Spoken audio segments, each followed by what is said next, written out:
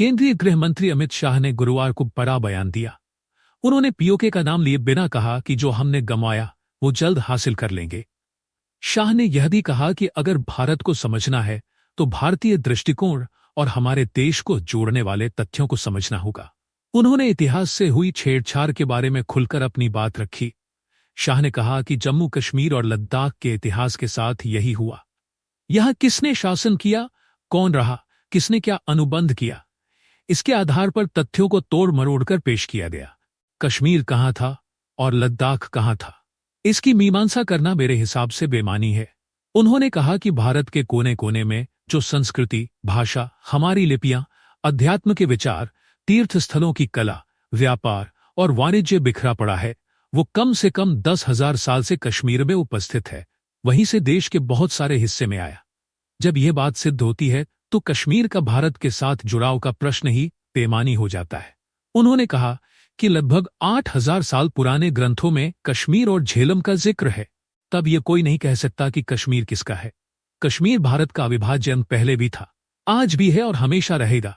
इसे कोई कानून की धाराओं से अलग नहीं कर सकता है। कानून की धारा का इस्तेमाल करके प्रयास भी किया गया था, आखिर में उस धारा को निरस्त कर दिया गया और सभी बाधाओं को दूर कर दिया गया। शाह ने कहा कि हमारे देश के सभी कोनों का इतिहास हजारों साल पुराना है।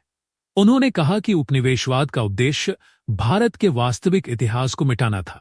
देश की एकता के बारे में एक झूठी कहानी गढ़ी गई। यह मिथक बनाया गया कि भारत कभी एकजुट नहीं था और आजाद देश का विचार ही बेमानी है। उन्होंने कहा कि उस समय कई लोगों ने इस कहानी को स्वीकार भी कर लिया था। शाह ने कहा कि ब्रिटिश शासन के दौरान इतिहास में लिखी गई हमारे देश की परिभाषा उनके ज्ञान की कमी के कारण उपजी। दुनिया भर में देशों का अस्तित्व भू राजनीतिक से सामने आया। इनका जन्म अक्सर युद्धों या समझौतों द्वारा निर्धारित सीमाओं से हुआ है, मगर भारत इस मायने में अद्वितीय है।